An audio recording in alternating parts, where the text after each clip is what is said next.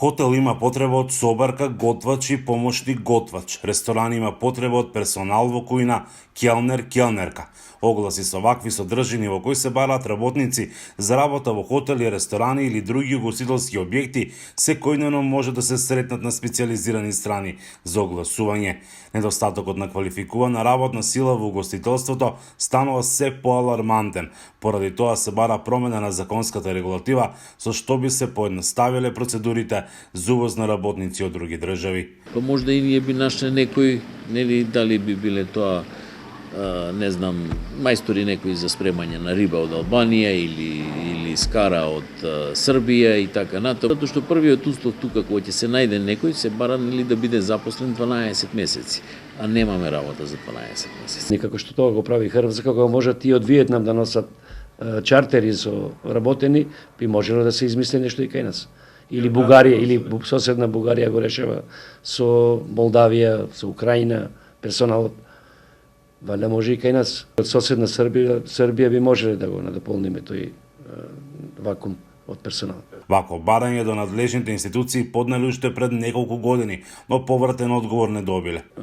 Се надевам дека есенма ќе поттикне еден разговор со владава да може да се реши на поинаков начин. Најмногу недостасуваат готвачи и келнери, особено ова доаѓа до израз за време на главната туристичка сезона. Секој се снаоѓа на свој начин. Се снаоѓаме како и секоја година.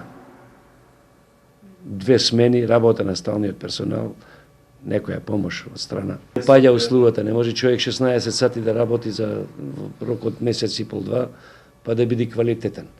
Ние сме приморени тоа да го правиме.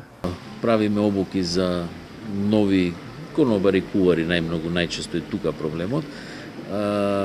И со конобарите, и со куварите, штом научат да работат, прво што ќе направат е бегаат од тука. А младиот стручен кадар од земјава заминува на работа во Црна Гора и Хрватска, каде во текот на една сезона заработува многу повеќе отколку во земјава. Во однос на приходите кои ги добиваат хотелите, 30% од обртот на самиот хотел, нели, што го прави во текот на годината, се издвојува за плати. Но владата вела дека постојните законски решенија давале можност за брз ангажман на странска работна сила, која би требало да ги задоволи потребите на работодавецот во Република Северна Македонија, вклучително и на оние во хотелиерскиот сектор. Од Охрид за Гласот на Америка, Мики Трајковски.